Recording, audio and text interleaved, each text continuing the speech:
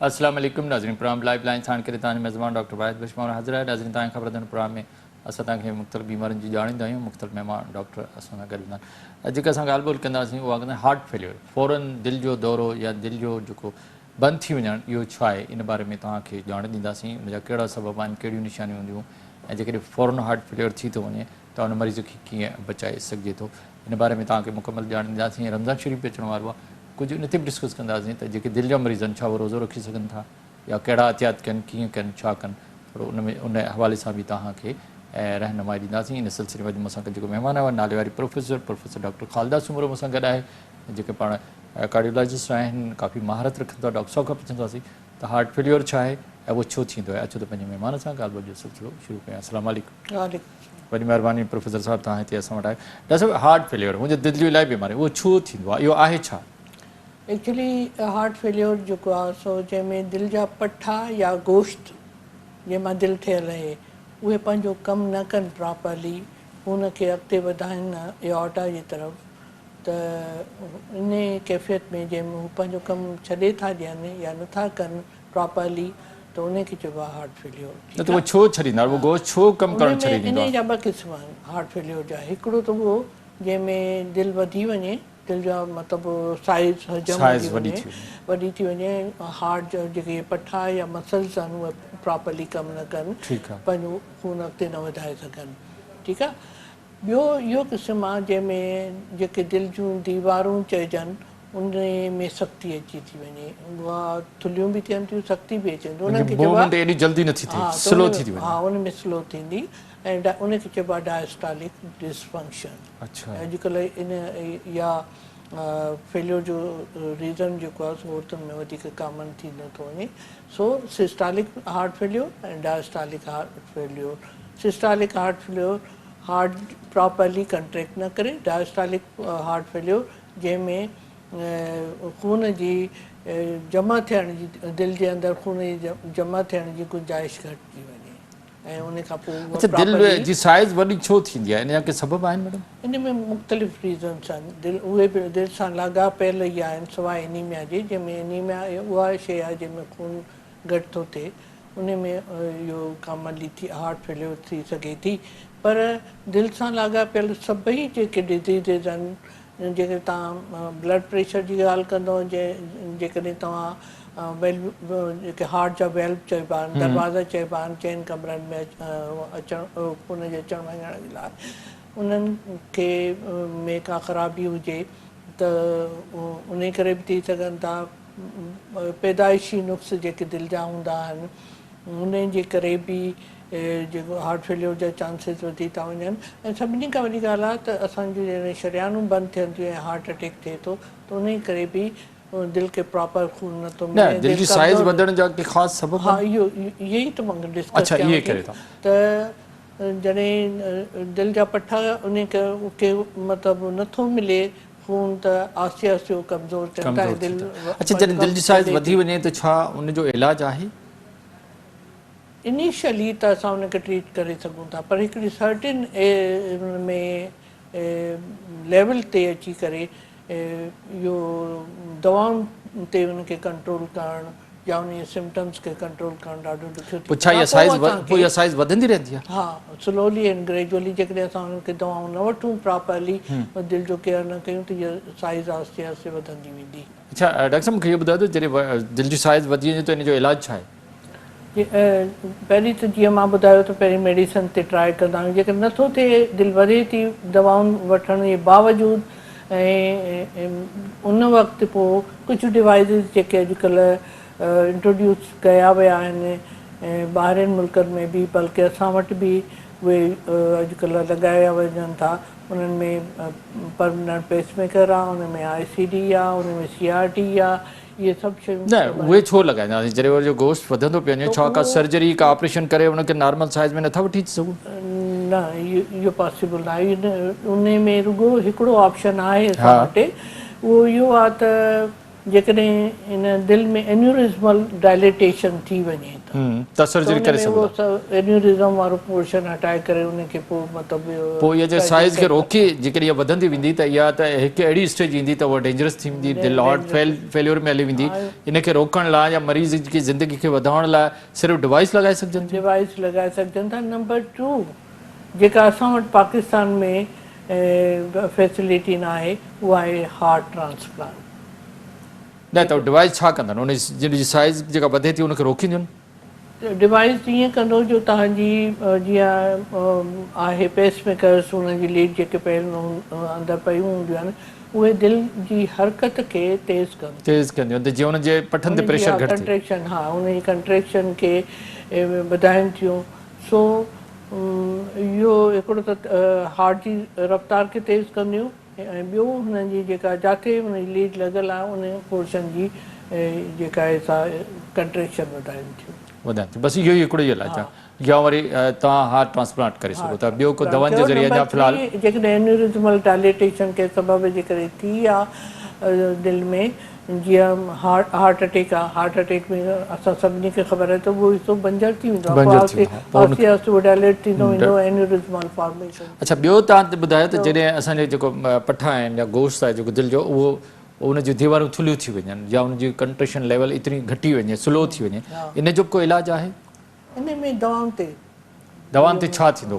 दवाउनि ते इहो आहे त हुनखे मुस्तक़िल असां दवाउनि जी जेको थोल आहे हुनजी उनखे घटाए सघूं था, गोश्त खे घटाए सघिजे थो दवाउनि जे ज़रिए। उनजी का सर्जरी को ऑपरेशन करे सघिजे थी? न, उनजी को हा, ये कंजनाइटल हार्ट डिजीज़ जंहिंमें हाइपरट्रॉफिक कार्डियोमायोपैथी चयो वञे थो, इडियोपैथिक कार्डियोमायोपैथी, या वरी असांजो हाइपरट्रॉफिक जेको आहे हाइपरट्रॉफिक कार्डियोमायोपैथी, उन में समटाइम्स जंहिंमें असांजो सेप्टम वधे थो, मोटो थी थो वञे, त उन में अॻे ईअं कंदा त उनखे रिसेक्शन कंदा हुआ, माना उन सेप्टम जो कुझु हिसो रिमूव करे छॾींदा हुआ, थोल वारो पोर्शन, त उन सां उन जी साइज़ घटि थींदी ऐं उन में ब्लड जेको आहे सो खॿे पासे खां एऑर्टा में वञण में सवलाई थींदी। हाणे ईअं नथा कनि छा? इन ऑपरेशन जा पंहिंजा कुझु ड्रॉबैक्स। अच्छा, जेकॾहिं कंहिंजो हार्ट फेलियर फौरन, पर उते हूंदे बि कुझु हंधनि ते पाकिस्तान में करनि। चलो ठीकु आहे। जेकॾहिं मैडम हार्ट फेलियर जो फौरन मरीज़ था अचे त फौरन इलाजु छा आहे? ऑपरेशन, दवाऊं, छा आहे? जीअं को पेशेंट अचे थो, उमूमन असां वटि हॉस्पिटल्स में जेको एमरजेंसी में पेशेंट पहुचनि था त उन्हनि पेशेंट खे उनजो जेको ग्रेड आहे हार्ट फेलियर जो उहो 3 खां 4 ताईं आहे। ग्रेड 1 उहो जंहिंमें माण्हू जेको आहे सो डॉक्टर चढ़ी बि वञे त को अहिड़ो मसाइलो नथो थिए। ग्रेड 2 थोरो वधीक एक्सर्शन कयईं त उन वक़्तु उनखे साह जो साको थींदो या कुझु तेज़ हलियो त। ग्रेड 3 उहो मां जंहिंमें रूटीन जेकॾहिं तव्हां कमु कयो था घर जे अंदरि, मतिलबु जेकॾहिं हलो था, वॉक कयो था, वॉशरूम वञो था, बाथ वठो था, त उन वक़्तु तव्हांखे साह जो साको थींदो, उनखे चइबो ग्रेड 3।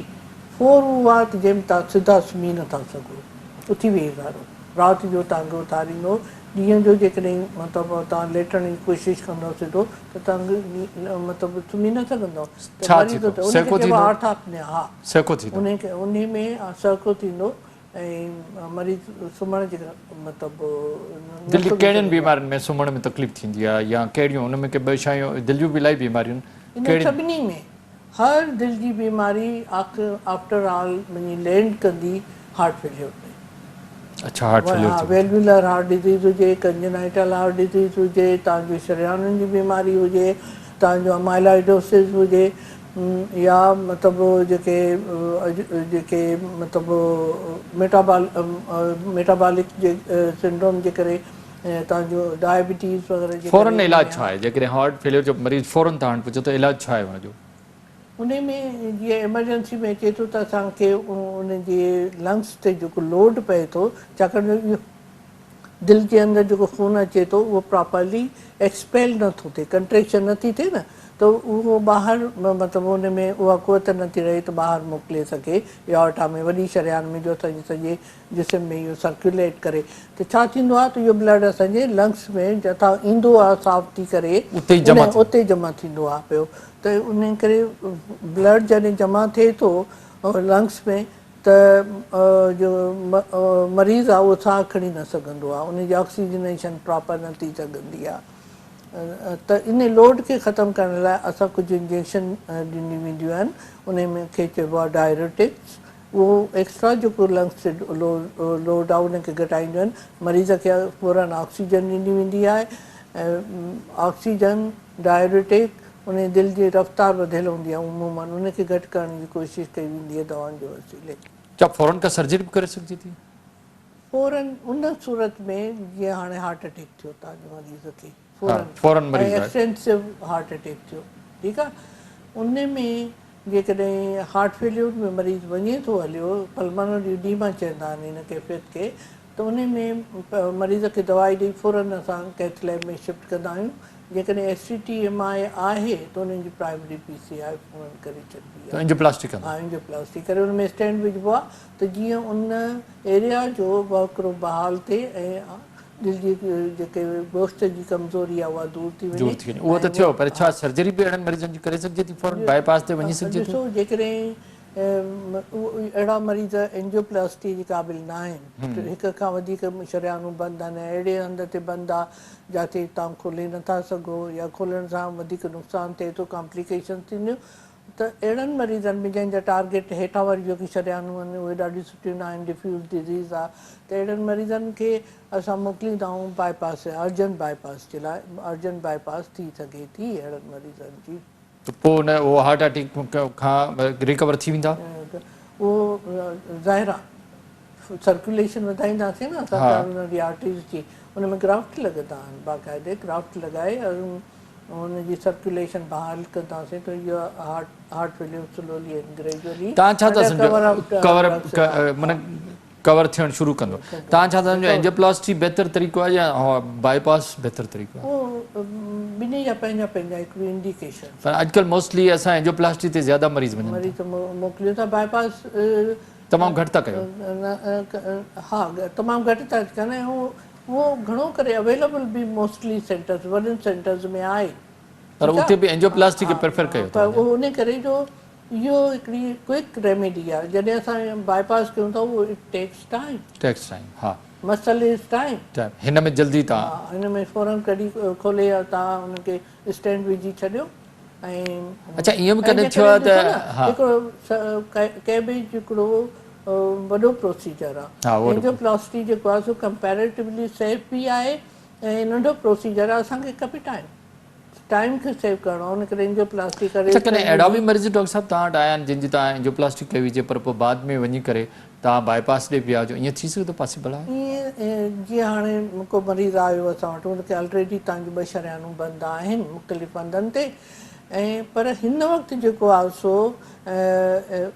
जेका शरियानुनि जी टोटली बंदि थी आहे असांखे उनखे बचाइणो आहे उनजी एरिया उनजी एरिया खे बचाइणो आहे उनखे एंजियोप्लास्टी कराए हाणे पेशेंट जी कंडीशन अहिड़ी आहे जंहिंखे असां वधीक मतिलबु कैथ लैब में रखे नथा सघूं ऐं असांखे उनखे ICU में शिफ्ट करे उनखे बाक़ी मैनेजमेंट ॾियणी आहे ऐं इहो मतिलबु फीज़ेबल बि न आहे त एट ए टाइम तव्हां जेको आहे 3 शरियानूं अहिड़ी कंडीशन में कयो त करे था सघूं था पर उनजा पंहिंजा नुक़सान त पेशेंट खे टाइम ॾींदा आहियूं उन शरियान खे खोले उनजी रिवेस्कुलराइज़ेशन पोर्शन जी करे पोइ असां वेट कंदा आहियूं 2-3 ॾींहं त पेशेंट कीअं थो बिहेव करे ऐं उनखे चइबो आहे स्टेज PCI करे सघूं था जेकॾहिं PCI जे शरियानूं क़ाबिल न आहिनि त असां उनखे वरी कैबेज जे लाइ मोकिले सघूं था अच्छा छा हार्ट अटैक जो फौरन या हार्ट फेलियर जो सबबु सिर्फ़ु ब्लड प्रेशर ऐं शुगर आहे या ॿिया बि के रीज़न आहे ॾिसो जेको आहे सो शुगर ऐं ब्लड प्रेशर इहे 2 वॾा रीज़न्स आहिनि जंहिंजे करे असांजो कोलेस्ट्रॉल डिस्टर्ब थो थिए ऐं कोलेस्ट्रॉल जा मुख़्तलिफ़ क़िस्म डिस्टर्ब थींदा आहिनि इन में जंहिंमें जेको आहे सो स्पेशली असां जेकॾहिं डायबिटीज़ जी ॻाल्हि कंदासीं त हुन में कोलेस्ट्रॉल ज़रूरी न आहे त असांजो एतिरो वधियल हुजे, पर असांजो ट्राइग्लाइसिराइड्स वधियल हूंदा, HDL घटि हूंदी, त इहा डिसलिपिडीमिया हिकु बज़ार ते ख़ुदि जेको आहे सो हार्ट अटैक जो कारण थी सघे थी। नंबर 3 ओड़ा मरीज़ जिन में अॻु में एथरोमेटस प्लेक आहे पर मरीज़ हले थो पियो, ठीकु आहे, हले थो, उनजी सर्कुलेशन मतिलबु हले थी पई, पर अचानक खां हुन अहिड़ी ॻाल्हि ॿुधी स्ट्रेस वारी, जंहिंजे करे उनजो कैटेकोलमिन रिलीज़ वधंदो जिस्म में, ऐं उन हिकिड़ो वेज़ो कंस्ट्रक्शन थी। ऑलरेडी त शरियान में बंदिश हुई, पर हाणे छा थींदो, उन कैटेकोलमिन रिलीज़ जे करे तव्हांजी शरियान अञा वधीक सुकड़बी, ठीकु आहे, त हू वहकिरो घटिजी थो वञे। माना ब्लड प्रेशर, स्ट्रेस तव्हां ॾाढी सुठी ॻाल्हि कई डॉक्टर साहिबु, त ब्लड प्रेशर, शुगर ऐं स्ट्रेस इहे हार्ट अटैक ॾांहुं वठी वञनि था। पर कुझु अहिड़ा मरीज़ आहिनि, तव्हां बि ॾिठा हूंदा, मेल हुजनि फीमेल, जे हमेशह परेशान रहंदा आहिनि, हमेशह स्ट्रेस में रहंदा आहिनि, अहिड़ा मरीज़ बि तव्हां ॾिठा हूंदा, पोइ छा उन्हनि खे दिलि जी बीमारी वधीक थी सघनि थियूं, या उन्हनि जी जेका सा शख़्सियत ई अहिड़ी आहे? उन्हनि खे दिलि जी बीमारी वधीक वधी सघनि थियूं, स्पेशली ब्लड प्रेशर वधंदो ऐं शुगर जेका आहे सा इन स्ट्रेस जे करे वधी, जॾहिं उहे ॿई फैक्टर वधंदा त दिलि जी बीमारी वधंदी। माना अहिड़ी शख़्सियत जे माण्हुनि खे दिलि जी बीमारी वधीक थी सघनि थियूं, जेके हमेशह परेशान रहंदा आहिनि, नंढी नंढी ॻाल्हि ते पिया रहंदा आहिनि, तव्हां वटि अहिड़ा मरीज़ खोड़ ईंदा हूंदा? हा, उन्हनि खे पंहिंजो साइकेट्रिस्ट, ज़ाहिर आहे उनजा कुझु इशूज़ हूंदा आहिनि या मसइला हूंदा आहिनि, इन करे त मतिलबु अहिड़े मरीज़नि खे छा करणु घुरिजे? हिकिड़ो त इन्हनि खे फ़ौरन खां पेशतर पंहिंजे साइकेट्रिस्ट सां मशवरो करणु खपे। इन स्ट्रेस खे ख़तमु करणु? हा, उन में स्ट्रेस जा बि क़िस्म आहिनि न, त स्ट्रेस अहिड़ी आहे जेका मुस्तक़िल तंग करे थी पई आहे, मुस्तक़िल रहे थी, त पहिरीं फ़ुर्सत में वञी साइकेट्रिस्ट सां मशवरो करे, अगरि हू कुझु दवाऊं तव्हांखे एडवाइस करे थो त उनजी यूज़ करणु खपे। ॿिया बि तरीक़ा आहिनि, तव्हां सम्झो था त उन स्ट्रेस खे जेसीं कंट्रोल न कंदो त दिलि जी बीमारी ॾांहुं इहा शइ तव्हांखे वठी वञी सघे थी। ॾाढो सुठो डॉक्टर साहिबु, वक़्तु हिकिड़े नंढे बैक पेज जो नाज़रीन वठूं था हिकिड़ो नंढो वक़्तु।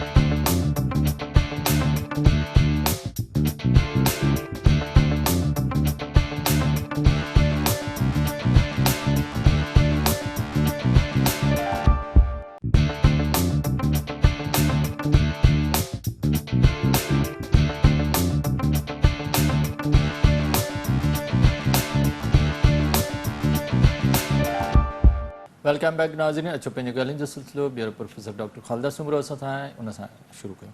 डॉक्टर साहिबु, ॾाढी ज़बरदस्त तव्हां वक़्फ़े सां पहिरीं ॻाल्हि कई त स्ट्रेस जीअं ब्लड प्रेशर हिकिड़ो हार्ट अटैक जो सबबु आहे, दिलि जी बीमारी जो सबबु आहे, शुगर बि आहे, कोलेस्ट्रॉल बि आहे, पर जेको स्ट्रेस आहे, जेका परेशानी आहे, उहा बि हिकिड़ो दिलि जी बीमारी जो सबबु आहे, जंहिंजो सबबु इहो आहे त जॾहिं मां NICVT या कंहिं दिलि जी बीमारी जे अस्पताल ते वञा थो त वॾी रश लॻल आहे, पोइ उन में नौजवान बि आहिनि, वॾी उमिरि जा माण्हू बि आहिनि, ॿार बि आहिनि, औरतूं बि आहिनि, ऐं तव्हां त औरतुनि जे दिलि जी बीमारी ते कमु थो करे त केॾी वॾे पैमाने ते अॼुकल्ह लेडीज़ बि जेके दिलि जी मरीज़नि में मुब्तला आहिनि, अचनि थियूं तव्हां वटि, त छा स्ट्रेस जेको आहे उहो त हर माण्हू सां आहे, जेकॾहिं ग़रीब आहे त उनखे इकोनॉमिकली स्ट्रेस आहे, त उहो मुंहिंजो घर कीअं हलंदो, ॿारनि जूं पढ़ायूं आहिनि, घर में आहिनि, कुझु माण्हुनि खे त मुसलसल ज़िंदगी भर जा स्ट्रेस आहिनि, की भले वॾनि उहिदनि ते हुजे त उन्हनि वॾनि उहिदनि जा बि स्ट्रेस आहिनि, अस्पताल जेको हेड आहे त उनजा पंहिंजा स्ट्रेस आहिनि, डॉक्टर आहे त उनजो पंहिंजो स्ट्रेस आहे, भले के इवन को मिनिस्टर हुजे त उनजे पंहिंजे डिपार्टमेंट जा पंहिंजा परेशानियूं आहिनि, त इहा त असांजी जे ईअं खणी सम्झो त जेकॾहिं असांजी स्ट्रेस में लाइफ न आहे, असांजी शख़्सियत ई स्ट्रेस वारी थी वई आहे, त इनखे कीअं मेंटेन कजे? ॾिसो, उहा स्ट्रेस जेका असांखे पॉज़िटिव आउटकम ॾिए थी, असां को कमु कयूं था, एफिशिएंटली करणु चाहियूं था, हुनजी स्ट्रेस में आहियूं, त इहा स्ट्रेस हुनजो जॾहिं आउटकम असांखे मिलंदो त हुनजो पॉज़िटिव इम्पैक्ट पवंदो असां ते, ठीकु आहे, पर उहा स्ट्रेस जेका असांजी शख़्सियत खे बिल्कुलु ए टाइप पर्सनैलिटी ठाहे थी छॾे, त स्लोली ग्रेजुअली इहा असांजे लाइ ख़तरनाक तॾहिं थींदी जॾहिं असांजी मुस्तक़िल कैटेकोलमिन, एपिनेफ्रिन, माना हिकिड़ी शख़्सियत हर वक़्तु माण्हू परेशान, त पोइ त हर वक़्तु उहा रिलीज़ थींदी, ब्लड प्रेशर वधे थो न, पाल्पिटेशन वधे थी, वधे थी, ब्लड प्रेशर वधे थो, एंग्ज़ाइटी वधे थी। अहिड़ियुनि शख़्सियतुनि जा इन्हनि माण्हुनि खे छा करणु घुरिजे, इन मां कीअं ॿाहिरि निकिरनि? ॾिसो, प्रेज़ेंट सेटअप में जेकर असां पंहिंजे मुल्क जी ॻाल्हि कंदासीं, न घर जी ॻाल्हि था करियूं, घर जी प्रॉब्लम हूंदियूं न, त कीअं उहे माण्हू कीअं पंहिंजे घर खे बहितर कनि? घर खे बहितर ईअं करे सघिजे थो त ॾिसो, जेकॾहिं असांखे इकोनॉमिकल प्रॉब्लम आहे घर में, ठीकु आहे, मसइलनि जा हल हूंदा आहिनि। जेकॾहिं असांखे इकॉनॉमिकल प्रॉब्लम आहे घर में, हिकु त असां उन खे रिज़ॉल्व करण जी कोशिशि कयूं त असां मां जेकॾहिं 2 फ़र्ज़ कमाइनि था त 3 फ़र्ज़ ॿियो उन में सपोर्ट करे उन सपोर्ट करे ॿिए कंहिं बि तरीक़े सां जीअं उन्हनि वापार में या मतिलबु घर में प्रमोशन वधीक थिए। हा प्रोमोशन थिए। नंबर 2 ॿियो इहो आहे त माण्हू जेकॾहिं इहा कैफ़ियत आहे बि असांजी, स्ट्रेस में आहियूं त ऐं असां ॿियो कुझु नथा करे सघूं, ठीकु आहे, घर में पंहिंजी इकॉनॉमिक ग्रोथ खे असां नथा वधाए सघूं, त असांजो फ़र्ज़ु आहे त असां पंहिंजी लाइफ खे ईअं एडजस्ट कयूं जो उहा जेका आमदनी आहे असांजी उन में असां इनखे एडजस्ट करे सघूं। अच्छा, 2 सवाल हिन में अचनि था। हिकु, छा असां सुस्त आहियूं, असां मेहनती न आहियूं, इन करे असां स्ट्रेस में आहियूं, ईअं आहे? न, असां वटि प्रॉपर प्लैनिंग न आहे। प्लानिंग न आहे, माना सोचियूं कोन था पॉज़िटिव त करिणो छा आहे। अच्छा, ॿियो ऐं इन जे लाइ असांखे मेंटली मतिलबु असांजो एजुकेशन सिस्टम या असांजी थॉट प्रोसेस खे मतिलबु अहिड़े नमूने सां पॉज़िटिव वठिणो आहे। ऐं जेकॾहिं असां वटि कैरियर जी सलाह ॾियण वारा घटि आहिनि। हिन परेशानी मां कीअं निकिरी सघो था, या तव्हां में ही स्किल आहिनि, why not to join those मतिलबु फील्ड्स जंहिंमें तव्हांजी स्किल एनहांस आहिनि ऐं उनखे उन तरीक़े सां तव्हां पंहिंजे इहो इकॉनॉमिकल ग्रोथ वधायो। डॉक्टर साहब, हिकिड़ी ॻाल्हि आहे त हर तबिके जो माण्हू, कहिड़े बि तबिके जो, अमीर हुजे ग़रीब, उहो पंहिंजी लेवल ते स्ट्रेस में आहे। हा, इहो बि त इशू आहे न। हा, ॾिसो, जेकॾहिं मथे लेवल ते मसइला आहिनि त उन्हनि खे हल बि त करे सघिजे थो। छा असां हल नथा सोचियूं, इन करे स्ट्रेस में था रहूं? हा, उहो बि आहे, पर उहे शयूं जेके असां चेंज नथा करे सघूं, जेकॾहिं मिसाल तौर पॉलिटिशियंस जी ॻाल्हि कंदासूं या ब्यूरोक्रेट्स जी ॻाल्हि कंदासूं, हिन सिनेरियो में त हिकिड़ो सिस्टम आहे, उनखे चेंज न, इन करे उहो स्ट्रेस में था रहनि, उहो बीमारियुनि में वञी सघनि था, उन्हनि खे हार्ट अटैक थी सघे थी, दिलि जूं बीमारियूं थी सघनि थियूं। हाणे स्ट्रेस मां जान छॾाइणु, हिन लाइ ज़रूरी आहे कि साइकियाट्रिस्ट सां मशवरो कजे? ज़रूरु। उन जे लाइ तव्हां कुझु अहिड़ा इदारा आहिनि पाकिस्तान में जंहिंमें तव्हां काउंसलिंग सुठनि डॉक्टरनि सां मशवरो करे सघो था। काउंसलिंग कराए सघो था पंहिंजी, ऐं जेको आहे सो पंहिंजी मेडिसिन्स वठी सघो था लिमिटेड। ज़रूरी न आहे, मां ॾिठो आहे कंप्लायंस माण्हुनि जो घटि आहे, दवाऊं वठी ईंदा, वठंदा न, त असांजी आदत पइजी वेंदी, ठीकु आहे, पर काउंसलिंग ऐं मिनिमम डोज़ ते रही करे इन स्ट्रेस मां निकिरी सघिजे थो। अच्छा, हिकिड़ो ॿियो ॻाल्हि आहे, जीअं कुझु माण्हुनि जो त भई अॻे असांखे थोरी थोरी नंढी नंढी ख़ुशियुनि ते बि असांखे दिलि ख़ुशि थींदी, पर हाणे जेको असांजी शख़्सियतूं सॼे असांजे मुल्क जे माण्हुनि जी अहिड़ी थी वियूं आहिनि जे हाणे उन्हनि खे ख़ुशी मज़ो नथी ॾे। छा इहा बि का बीमारी आहे साइकोलॉजी या ज़हनी मर्ज़ आहे इहो असांजो? एक्चुअली हालात जो असरु आहे। अॻे माण्हू नंढियुनि ॻाल्हियुनि ते ख़ुशि थींदा, हाणे ख़ुशि नथा थियनि। मुस्तक़िल स्ट्रेस आहे, ईअं खणी अञा जेकॾहिं तव्हां पेरिफ्रीज में वेंदव त इहो ट्रेंड अञा मतिलबु आहे उन्हनि माण्हुनि में, त उन्हनि नंढियुनि ख़ुशियुनि खे इंजॉय कनि था, पर शहरनि में असां नथा करे सघूं। इवन उन करे नथा करे सघूं जो हितां जो ट्रेंड, हितां जो डिस्टेंसिस, हितां जो शख़्सियतूं, उहा तव्हांजी ॻाल्हि असांजी स्ट्रेस वारी ठही वई आहे। हाणे असां उन तरफ़ असांजो ध्यानु नथो वञे, त मतिलबु स्ट्रेस खां बचण लाइ असांखे निकिरी बि नथा सघूं, उन मां निकिरणो पवंदो। माहौल मां निकिरी सघूं ऐं स्ट्रेस लेवल घटि नथा निकिरी। इन जो मतिलबु दिलि जी बीमारियुनि जो वधण जा इहे वॾा सबब आहे। इन करे इन्हनि टिनी शयुनि ते असांखे कंट्रोल करणो पवंदो। जीअं तव्हां शुगर जे लाइ चयो त भई मुसलसल तव्हांखे उनखे कंट्रोल में रखणो पवंदो, अहिड़े तरह ब्लड प्रेशर खे बि रखणो पवंदो, अहिड़े तरीक़े स्ट्रेस खे बि असांखे मुसलसल रखणो पवंदो। पर हाणे इहो त इहे जेके असांजी जेका शख़्सियत स्ट्रेस वारी ठही वई आहे, उनजो इलाजु छा करियूं? सिर्फ़ु असां पाण खे मोटिवेट करियूं या डॉक्टरनि सां मशवरो करियूं? कीअं इन खां निकिरी असां शख़्सियत तव्हांखे दिलि जे डॉक्टरनि ॾे वञूं? न, तव्हांखे कंहिं बहितर साइकेट्रिस्ट सां मिलणो पवंदो ऐं उन्हनि खां इन जे बारे में, पंहिंजे ट्रीटमेंट जे बारे में डिस्कस करिणो पवंदो। अच्छा, जेकॾहिं कंहिंखे कंहिं स्ट्रेस जे वजह सां हार्ट अटैक थियो त इलाज जो तरीक़ो साॻियो आहे? दिलि जो त साॻियो आहे, इलाजु साॻियो आहे। हा, उहो ई जेको एंजियोप्लास्टी, स्ट्रेस बज़ार ते ख़ुदि मतिलबु कोन थी करे न, हाणे ईअं जो तव्हांजो एथ्रोमेटस प्लेक में मुस्तक़िल स्ट्रेस जे करे तव्हांजो कोलेस्ट्रॉल वधे थो, मतिलबु लिपिड प्रोफाइल डिस्टर्ब थिए थो ऐं अंदरि एथ्रोमेटस प्लेक ठहनि था। थियनि था। हा, उहे बि आहिनि। मथां वरी जेकॾहिं का वधीक एडिशनल स्ट्रेस अची वई, का अहिड़ी ॻाल्हि ॿुधी जंहिंमें तव्हांजी शरियान वधीक वेदो कंस्ट्रक्ट थियो त हार्ट अटैक ॾियले हा हार्ट अटैक त ब्लड प्रेशर मरीज़ वधीक प्रोन। त असांखे इन्हनि टिनी शयुनि खे मतिलबु ट्रीट करिणो पवंदो गॾोगॾु। अच्छा, टिनी जो इलाज करिणो पवंदो, ब्लड प्रेशर बि कंट्रोल करिणो आहे, स्ट्रेस खे बि कंट्रोल करिणो आहे। अंदरि एथ्रोमेटस प्लेक आहे त उन जे लाइ तव्हांखे स्टेटिन्स वठिणा पवंदा, तव्हांखे खून खे थिन रखिणो आहे, एस्पिरिन वठिणो पवंदो। जेके बि शयूं मतिलबु इस्केमिक हार्ट डिज़ीज़ वारे खे ॾिनियूं वञनि थियूं ड्रग्स, उहे हिननि खे ॾियणियूं पवंदियूं। उनजी जेकॾहिं शुगर वधियल आहे त शुगर खे कंट्रोल करिणो पवंदो, जेकॾहिं उनजो ब्लड प्रेशर वधियल आहे त ब्लड प्रेशर खे कंट्रोल करिणो पवंदो, जेकॾहिं उन्हनि जी डायबिटीज़ वधियल आहे त उनजी शुगर खे कंट्रोल करिणो पवंदो। उनजी शुगर खे कंट्रोल, माना टिनी जो बाक़ाइदे इलाज करिणो पवंदो, न त ॿी सूरत में दिलि जी बीमारी थी सघे थी। अच्छा डॉक्टर साहब, रमज़ान शरीफ़ बि अचे थो, मां थोरो ज़िक्र कंदुसि, जीअं शुगर जा मरीज़ आहिनि, ज़ाहिर उहो फास्टिंग कीअं कनि या रोज़ो कीअं रखनि, या ब्लड प्रेशर जा मरीज़ आहिनि, पर मां वरी इन लाइ तव्हां खां पुछां त दिलि जा जेके मरीज़ आहिनि, छा उहो बि रोज़ो रखी सघनि था?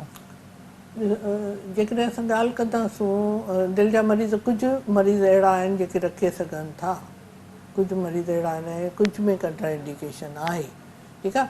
पर उन खां पहिरीं मां ॻाल्हि कंदमि त कहिड़ियूं फिज़ियोलॉजिकल चेंजिस हिकिड़े नॉर्मल माण्हू ते पवनि थी, छा उन्हनि जो इम्पैक्ट असांजे उन्हनि मरीज़नि ते पइजी सघे थो या न। हाणे जीअं ॻाल्हि कंदासीं त डिहाइड्रेशन, असांजे मरीज़नि में डिहाइड्रेशन कॉमन हूंदी आहे, नॉर्मल माण्हुनि में हुन में हाइपोग्लाइसीमिया कॉमन हूंदी आहे, शुगर घटिजी वेंदी आहे माण्हुनि जी, कुझु माण्हुनि में यूरिक एसिड वधंदो आहे ऐं कुझु माण्हुनि में कोलेस्ट्रॉल लेवल राइज़ थींदी आहे। पर हिकिड़े महीने जे इन्हनि तब्दीलियुनि सां घणो करे नॉर्मल माण्हुनि ते इन्हनि जो इम्पैक्ट नथो पए ऐं सालनि खां साल माण्हू रोज़ा रखंदा वज़न घटिजे थो। पर चवंदा जेतिरो फास्टिंग कजे उन में तव्हांजे जिस्म में ज़्यादा जीअं डायरेक्टिव्स ॾींदा आहियूं, तव्हांजो उहो पाणी निकिरी थो वञे, तव्हांजो कोलेस्ट्रॉल लेवल घटी थी वञे, तव्हांजो वज़न बहितरु थी थो वञे, तव्हांजो खाइण पीअण जा टर्म जेके आहिनि उहे वधी था, ब्लड प्रेशर शुगर कंट्रोल थी सघे थी, त फास्टिंग में फ़ाइदा त आहिनि न? फास्टिंग आहिनि, पर उन सां गॾोगॾु इहे जेके मां तव्हांखे ॿुधायो त हाइपोग्लाइसीमिया थी सघे थी, उन लाइ पोइ डॉक्टर सां मशवरो करिणो पवंदो, ऐं डिहाइड्रेशन थी सघे थो, तव्हांजो ब्लड प्रेशर बि समटाइम्स वधंदो आहे पेशेंट्स में। त हाणे इहे शयूं उन्हनि मरीज़नि जे लाइ हानिकार आहिनि जेके सम्झो त जीअं अक्यूट मायोकार्डियल इंफार्क्शन, रिसेंटली तव्हांजे मरीज़ खे जेकॾहिं कुझु अहिड़ो थियो आहे त तव्हां उन्हनि खे फास्टिंग जे लाइ न अल्लाह ताला जी बि इजाज़त, जेकॾहिं तव्हां सख़्तु बीमार आहियो त रोज़ो छॾे ॾियो, या सफ़र में आयो त छॾे ॾियो। हाणे अक्यूट में त ज़ाहिर आहे उहो त इस्पताल में हूंदो आहे, उहो त इलाज पिया कराइनि न, उहो त रोज़े ॾे नथा वञी सघनि। ऐं हार्ट फेलियर जीअं पाण ॻाल्हि कई, हार्ट फेलियर में डायरेटिक्स बि आहिनि, पेशाब कराइण वारियूं गोरियूं ॾिबियूं आहिनि, पाणी कढण वारियूं। त हाणे जेकॾहिं अहिड़ा मरीज़ जेकॾहिं रोज़ो रखनि था त ऑलरेडी डिहाइड्रेशन थिए थी, ऐं इहो जेको आहे सो अञा बि तव्हांजी डिहाइड्रेशन खे, तव्हांजो डायरेटिक थेरेपी हार्ट फेलियर वारनि मरीज़नि खे वधाईंदी आहे। उन इहे ड्रग्स इन स्टेज ते ड्रग्स बंदि कयूं वञनि या ड्रग्स घटायूं वञनि, न उन्हनि जी एडजस्टमेंट करी वञनि, उन्हनि जो हिकिड़ो डोज़ सुबुह जो घटि हुजे शाम जो वधीक। पर कुझु अहिड़ा मरीज़ जीअं मां चयो क्लास 4, ठीकु आहे, क्लास 4 अनप्रिडिक्टेबल पेशेंट हूंदा, उन्हनि में असां उन्हनि खे एडवाइस न कंदासीं त पर 1 में 2 में रोज़ो रखी सघिजे थो, ठीकु आहे। ऐं इहे शयूं अहिड़ियूं आहिनि जिन खे जीअं अनकंट्रोल्ड हाइपरटेंशन, ठीकु आहे, दवाउनि ते आहिनि इहे मरीज़, पर तॾहिं बि उन्हनि जो ब्लड प्रेशर अनकंट्रोल्ड आहे। या छो थो थिए थोरो इहो माण्हुनि इलाही मूंखे सवाल, भई असां दवा बि खाऊं था तॾहिं ब्लड प्रेशर असांजो अनकंट्रोल्ड आहे, रीज़न छा आहे? इन्हनि जी दवाउनि जी एडजस्टमेंट करणी पवंदी आहे। अच्छा, माना उन जी एडजस्टमेंट सही न आहे। ब्लड प्रेशर जो जेको आहे अहिड़नि मरीज़नि जे लाइ ज़रूरी आहे त एम्बुलेटरी ब्लड प्रेशर मॉनिटरिंग हिकिड़ो डिवाइस हूंदो आहे, उहो लॻाए तव्हां उनखे 24 कलाक मॉनिटर कयो त कहिड़ी एक्टिविटीअ सां उन्हनि जो ब्लड प्रेशर चढ़े थो, कहिड़ी एक्टिविटीअ सां ब्लड प्रेशर नॉर्मलाइज़ थिए थो, मुख़्तलिफ़ कैफ़ियात में उन जूं मतिलबु ब्लड प्रेशर जी रेंज केतिरी हुई, उन खां पोइ उन जी दवाउनि खे अकॉर्डिंगली मतिलबु एडजस्ट कयो वञे। कुझु दवाऊं आहिनि जंहिंजो इम्पैक्ट जेको आहे सो हाफ लाइफ जंहिंखे चइजे उहा 12 कलाकनि खां घटि आहे। सुबुह जो जेकॾहिं तव्हां ॾिनी दवा ऐं राति जो ज़ाहिर 12 कलाकनि ताईं उनजो असरु ख़तमु, राति जो बीपी चढ़ियो। हिकिड़े डॉक्टर खे इन ॻाल्हि ते जॾहिं दवा लिखे थो हा, त उन खे ज़हन में रखणु खपे त हिन ड्रग जी हाफ लाइफ कहिड़ी आहे ऐं मां कहिड़ी कहिड़ी कॉम्बिनेशन में ॼां थो। ऐं मरीज़ खे बि हिन दवा जो ख़्यालु रखणु खपे त जेकॾहिं तव्हांखे 12 अवरली का ड्रग ॾिनी वई आहे त उन जो मतिलबु आहे त सुबुह जो जेकॾहिं तव्हां 8 बजे वरिती त एक्ज़ैक्टली तव्हांखे राति जो वरी 8 बजे वठणी आहे। असांजा मरीज़ हिन खे फॉलो नथा करनि। इहो डॉक्टर उनखे बाक़ाइदे हिकिड़ो एडजस्ट करे ॾींदो त कीअं तव्हांखे वठिणो आहे। छा अनकंट्रोल शुगर बि थी सघे थी? शुगर हूंदी आहे घणनि माण्हुनि उहा उनजो रीज़न बि इहो आहे त दवाउनि जो जेको सो एडजस्टमेंट सही न आहे, खपे। उहा कीअं कबी? उहो हाणे जेकॾहिं इंजेक्शन वठनि था पिया, इंजेक्शन फॉर्म में का मेडिसिन वठनि था त इन्हनि मरीज़नि खे खपे त उहो पंहिंजो शुगर चेक कंदा रहनि। जेकॾहिं शुगर जो को मक़दार वधियल आहे ब्लड में त इंसुलिन जो डोज़ वधाइणु खपे, पर हिकदमि न। उहो त डॉक्टर जे मशवरे सां, डॉक्टर जे मशवरे सां। हा, स्लोली ग्रेजुअली करे उनखे शुगर जो इंसुलिन जे डोज़ खे वधाइणो पवंदो। अहिड़ी तरह ड्रग्स बि। लेकिन हाणे हिकिड़ी सुठी ॻाल्हि इहा थी आहे त कुझु ड्रग्स मार्केट में अहिड़ियूं आयूं आहिनि जेके शुगर खे कंट्रोल कनि थियूं ऐं उन में हाइपोग्लाइसीमिया जा चांसिस बि घटि आहिनि। तंहिं करे proper choice of the drug उहा डॉक्टर सही कंदो त मरीज़ खे कंट्रोल करे सघे थो, शुगर खे, ब्लड प्रेशर खे। अच्छा डॉक्टर साहब, टाइम ख़तमु थी, आख़िरी सवाल, छा जेकॾहिं ब्लड प्रेशर अनकंट्रोल आहे या शुगर अनकंट्रोल आहे ऐं या स्ट्रेस बि अनकंट्रोल आहे, असां कंट्रोल नथा कयूं कहिड़े बि, छा इहे हार्ट अटैक जा सबब आहिनि? इहे हिक ॿिए खे इनडायरेक्टली सपोर्ट कनि था। दिलि जी बीमारी थी सघे थी, हार्ट फेलियर थी सघे थो, त माना इन्हनि शयुनि टिनी कंट्रोल करणो। हा, इहे टई शयूं जेके आहिनि स्पेशली तव्हांजो blood pressure, diabetes, main source आहिनि हार्ट फेलियर। इन्हनि खे कंट्रोल करणु ज़बरदस्त। ॾाढो सुठो डॉक्टर साहब, तव्हां असांखे ॼाण ॾिनी। तव्हांजो मैसेज छा हूंदो, पैगाम छा हूंदो पंहिंजे माण्हुनि लाइ? जेकॾहिं उन्हनि खे को सिम्टम्स थियनि था, हार्ट फेलियर जा सिम्टम्स, जीअं त असां सभिनी खे ख़बर आहे त साह जो सरखो थींदो आहे, दिलि जी धड़कन वधंदी आहे ऐं जीअं मां पहिरीं ॿुधायो त 4 स्टेजिस, उन्हनि स्टेजिस खे सुञाणिजे त असांखे कहिड़ी लेवल ते साह जो सरखो शुरू थिए थो ऐं फ़ौरन पंहिंजे डॉक्टर सां कंसल्ट करणु खपे। ऐं उन्हनि जे रीज़न्स जेके आहिनि उनखे बैकग्राउंड में जेके रीज़न्स आहिनि, रिस्क फैक्टर्स आहिनि, उनखे कंट्रोल करणु खपे मरीज़ खे। वॾी महिरबानी डॉक्टर ख़ालिदा, असां वटि आयो, तव्हांजी वॾी महिरबानी। नाज़रीन, असांजे मौज़ूद महिमान प्रोफेसर डॉक्टर ख़ालिदा सूमर असां सां ॻाल्हाई, जंहिं असांखे ॾाढी सुठी ॼाण ॾिनी त हार्ट फेलियर जा जेके मेन 3 सबब आहिनि, जीअं ब्लड प्रेशर आहे, शुगर आहे या स्ट्रेस आहे, उनखे असांखे कंट्रोल करणो पवंदो। डॉक्टर जे हिदायत जे मुताबिक़, डॉक्टर जे मशवरनि जे मुताबिक़ जेके बि डॉक्टर चवे थो या जेके दवाऊं उनखे जेके कंट्रोल कंदासीं त असां दिलि जी बीमारियुनि खां बची सघूं था। पर दिलि जी बीमारियुनि जा ॿिया बि इलाही सबब आहिनि, तंहिंजे करे पंहिंजे सिहत जो जेकॾहिं असां ख़्यालु कंदासीं त अहिड़नि मुसीबतनि खां बचंदा रहंदासीं। इन ते प्रोग्राम लाइफ लाइन जो वक़्तु पूरो थियो। पंहिंजे मेज़बान डॉक्टर वाहिद बशमोर खे इजाज़त ॾींदा। अल्लाह हाफ़िज़।